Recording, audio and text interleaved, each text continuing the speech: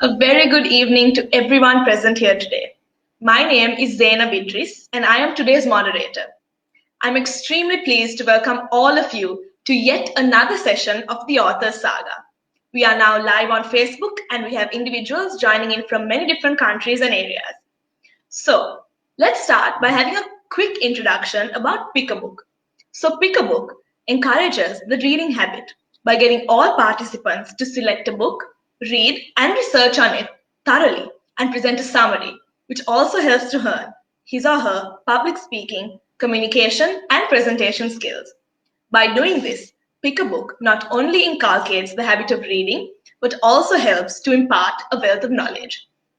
Currently, Pick a Book has marked its inspiring presence in 4 countries: Sri Lanka, India, the UK, and Singapore, in just a span of 1 year, with 600 plus readers, 18 regions, and over 30,000 people inspired.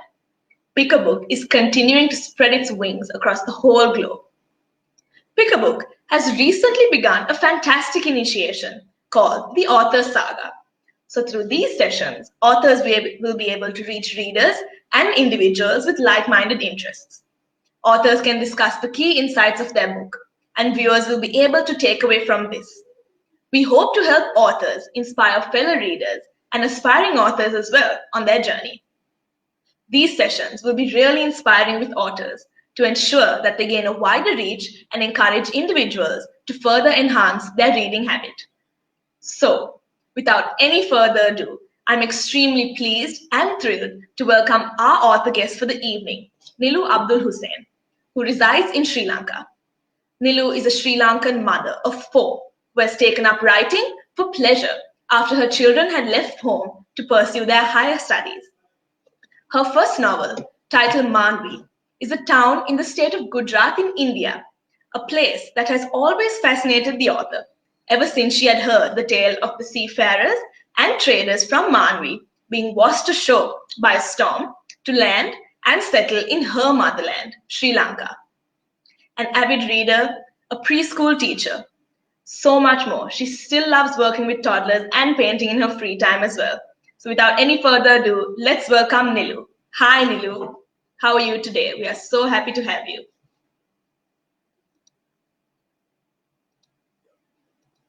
What do you want me to talk about? All right. So actually, I guess let's just dive straight into the session. So actually, before we start, have to say that we're so delighted to have you here today and to start discussing your journey and your book, Manvi. So actually, let's just dive right into it. So let's begin by talking a little bit about your childhood. Were you always a reader and or writer? Not really. Remember, Zainab, at our time, we did not have television, we did not have computers, so we were encouraged to read. So as a result, we all developed this love. Our imagination, everything was propagated through books. And I was very lucky to have both my parents who were readers and writers. And my father himself had his own library. So I wouldn't say I was a very deep, highbrow reader. I started as usual with every child with Enid Blyton's and William books, whatever, and then went on to Agatha Christie's. I like good English. So I was not like, if it was classics, it was like Jane Austen or Alexander Dumas, love stories and these things. But then I progressed to, I love murder mysteries, so Agatha Christie's and whatever. So I wouldn't say like a highbrow reader, but I loved reading. So it doesn't mean that you have to be reading all the classics or whatever to write. It's just that you need to have a good grounding in English to be able to write. So that was my childhood. We were encouraged and we were privileged to have the books. Any childhood favorites that you would like to mention? Or that you recall, rather? Yes, P.G. Wodehouse. I love P.G. Wodehouse. If you have ever read it, it's very British, lovely British humor. Then Gerard Durrell, have you read him? It's about all I've not animals. read, I've heard though. Yeah. Very So those famous, were yeah. the authors of our times that were popular, and Yeah. so I love those books. And then later on, Harry Potter, as everybody Oh, loves. I'm a diehard And Harry Potter yeah. fan. So even now Diehard. I read like murder mysteries and yeah, Of those course, things. yeah. Yeah, light Okay. reading. But yeah. All So right, awesome. Okay, so let's move on to the next question, which is actually about your book. So, what actually mainly inspired you to write such a book? Manvi, like about the place. What has where did your inspiration come from? so as you said earlier, somebody asked me to describe myself in 3 words, and I said mother, preschool teacher, and accidental author. Right? So that was actually an accident. There was 2 reasons. One was because of my mother, to whom I have dedicated the book, and because she loved to watch these Indian teledramas, and I used to be Okay. obliged to sit and watch with her. And I used to say these stories have no end and they have no sense, and that I will write her a teledrama that will have a beginning, that will have an end, will have all her weddings and funerals and all these things, but it will have some sense and it will have Of like course. connectivity. It will have some connectivity. So Yes. as a result, the first reason that inspired me to write was writing for my mother. And Amazing. the next thing that actually made me an author was the lockdown, because everybody Oh, thought that the lockdown is like a negative thing, yeah. but to some people it's a positive thing, because Yeah, so many new talents, I guess, came out of it. Yeah, yeah. of So course. because of the lockdown, earlier because I was not tech savvy or anything, I write in longhand. So as a result, I was writing all this, but I had really no this thing of putting it out or anything until the lockdown happened, and then I managed to get it all typed out on this thing. Somebody helped me, and like that, I managed to send it out.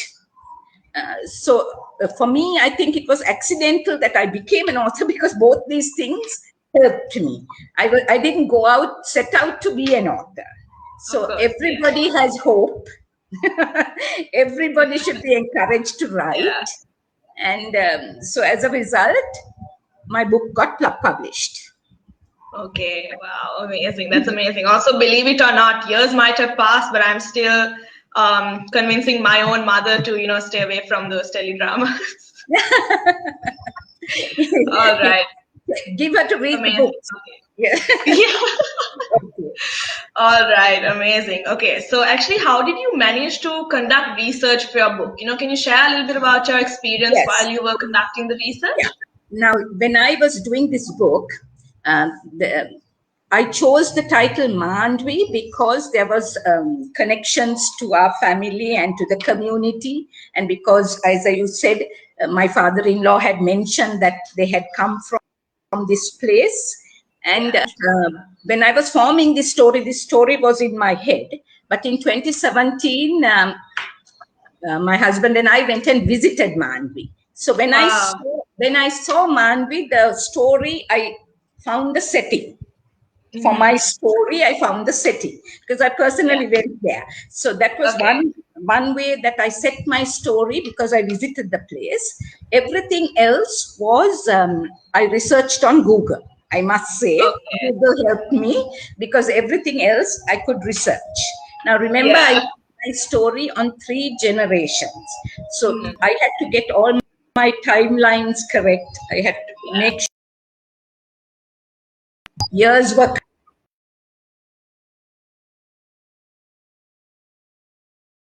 It was called Bombay. Then after that, it was called Mumbai or Chennai and Madras. So I had to get all those facts.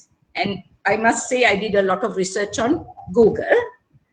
And I enjoyed that. I enjoyed that very much. So 2 things. I visited the place I wrote about. So I knew, like physically, I could picture it. You could So picture it, of course. Yeah. Yeah. So those are the 2 Okay. things that helped me. Okay, so basically it was just visiting and Google, right? So I guess everything you needed, you kind of found off Google, which I think is so amazing in this day and age. And everybody can, that's the thing. It's everybody's. Right. Great. Okay. So as you said, your book involves the story of 5 women over, the span of 3 generations, right? So was it actually tough, or was it a challenge to, integrate and cover all the attitudes towards gender and marriage and race all at the same time? I just want to know, how did you manage to, carry that out so beautifully and so effortlessly at the same time? No, so it was okay because it was over a period of my lifetime. So I could relate to the issues when I was young, and how now when my daughter is grown up, how our attitudes have changed. Personally, how our attitudes have changed. Things that would not have been allowed at that time, today we look at it so differently. So all that helped. And also because I lived through the time where, like we say, during the estates, when we had these Periadores who were British and all that, there was a different lifestyle at that time. Of course, So I could relate to all that. And that's how I conveyed it in my book. The only thing that it was because I was writing this as a teledrama, like a teledramatic story. I set it in India because I remember that I was targeting a middle-class Indian audience, right? So I had to set it in India. Then I chose the place, and that's why I set it there, because of the market. Now, so there are different reasons why people write, right? So there are for authors who love to write, so there are different reasons. And for me, it was, as I say, accidental, but I enjoyed the writing process. I enjoyed it. Yes. Okay, so did you, physically interview these women that you have included in your story, or no, nothing? It's all in my imagination. All in my imagination. But it was because I wanted to bring out, now there are some social issues like belief in astrology. So that happens even in India or in Sri Lanka, where we go by the stars. Then teenage pregnancies and how attitudes have changed. Attitudes have changed to attitudes of color, right? Those days where the color bar. So those were things that I wanted to feature in this. Marital rape, which is not spoken about. I wanted to feature the dowry problem. I wanted to feature all these social issues. So my character. So all these issues are incorporated in the book, is it? In a very subtle manner. In a very subtle manner. I haven't gone into details, but all these social issues are there in this subtle manner, that if people want to really think about it, you will realize there are so many things that these 5 women are going through. And their lives are all interconnected. They're all interwoven. And it's like one life impacts another. What you do. Okay. So is that the whole sort of theory of the book? Is that how you portrayed it? Is it through their eyes, or is it through your eyes? Or because I just want to know a little bit more about the book. Yeah. So that's a different this thing. Now remember, a lot of people, when I wrote the book, I wrote it in first person, right? It's the first person writing is not common. Usually people write it second or third person writing. So first person, but my style, I could convey this thing in first person. Right? So it was easier for me to talk as if I was that person. So that is my style of writing. Not everybody writes in first person, but you must do what is comfortable for you. Now, I have heard, this is my first novel, and I have got very good feedback, and I have got a few criticisms. So we have to take both. Right? So one of the things is that they said I should have had more conversation in the book, if you read, right? But I'm writing in first person, so I'm writing about myself. It's like inner feelings rather than conversation. So, so it's difficult. It's different for different people. Of course, that writing style is beautiful, though, because as you said, most people don't usually do it that way. I know they portray it through other people and stuff. Wow, amazing. Okay. So actually to our final question is, can we just get a few words from you about why you personally read, and what other pieces of advice that you would have for aspiring authors such as yourself, and even any common traps that you might like to guide them through on their journey as well? Because we do have a lot of readers and authors viewing. So so as I said first, in my case, it was like more commercial writing. So you have to have a target market, right? You're writing for a certain type of person. So you can't write for everybody. Like you can't write for highbrow literature people and this. So my story was for a target market. So you are addressing some people. So if you're writing about your story, you want to address people like you, then you keep it to that. So have somebody in mind that who's going to read your book and who's going to like your book. Then write in a style that is that you're comfortable with. Because now I'm actually started my second book, and I have tried to take a few of the criticisms and try to change it to put conversation and to put these things, but I don't find it easy. I don't find of course. Yeah, everyone's different, I guess. Yeah. Don't change your style to please other people. Though you try every method that you feel, but do what is comfortable for yourself. Then my third piece of advice would be, like people say, you set aside a time every day for writing and all that. It doesn't work like that. Everybody has a different agenda. They have work, they have other things to do. And so everybody has a different way and time of writing. I could Do you have a specific way? No, I specific time rather that you. No, I didn't have. Right.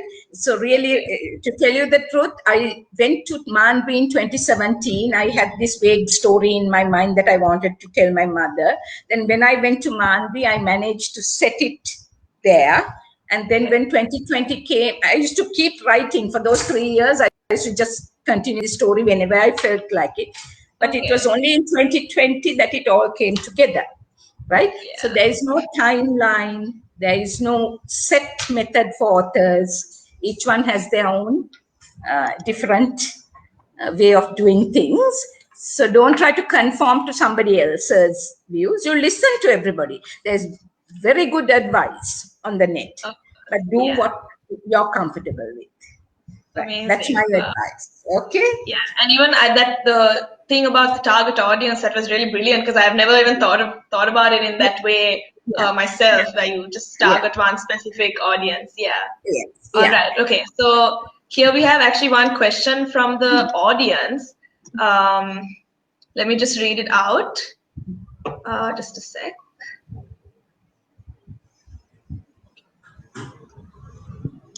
Yeah, so the question is actually from Rajiv, and he is asking, did you ever face writer's block? So this has actually come from one of our WhatsApp channels, because I guess people are watching.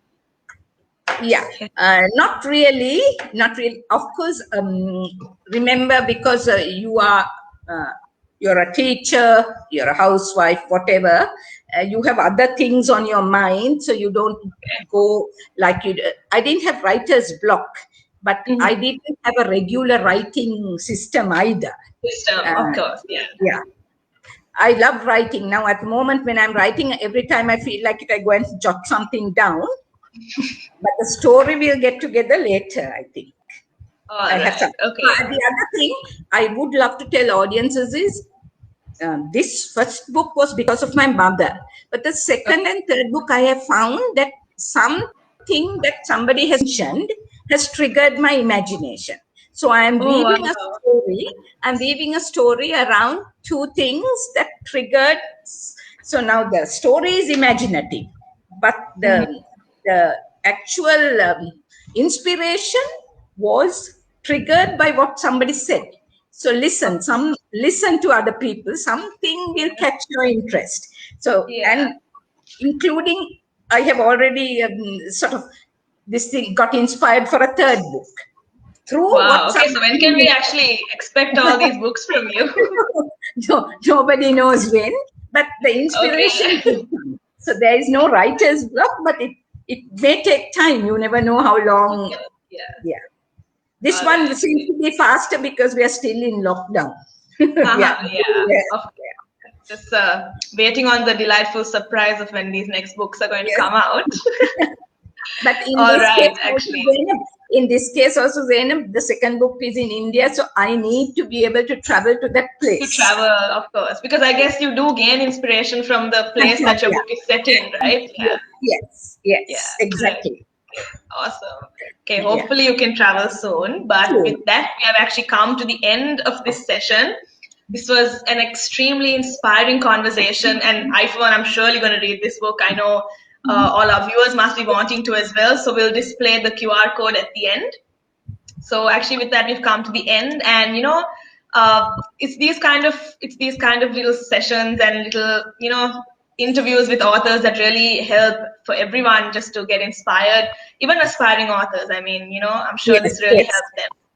Yeah. So we've come to the end of our Authors Saga session, which is actually a part of Pick a Book. So once again, Pick a Book inculcates the reading habit by getting all the participants to select a book, read and research on it thoroughly, and present a summary, which basically helps in overall to hone their public speaking, communication, and presentation skills. So this was really an inspiring session, and I'm so glad we have started this initiation. And if you would like to see Pick a Book, if you would like to see Pick a Book in one of your regions or be part of the Pick a Book community, we are really excited to hear from you. So please reach out to us via the email that we provide on the screen. And my name is Zaina Bidris. I was the moderator for this evening. And thank you so much, Nilu, for joining us. This was really a brilliant session. And thank you so much for sharing all your insights about your book. Thank you, Zainab. Pleasure. Sure. Hope to see you again here on soon. I'll send you a book. That'll be amazing. Tell me there. Thank you. All right. Okay. Thank you. Good night. Take care.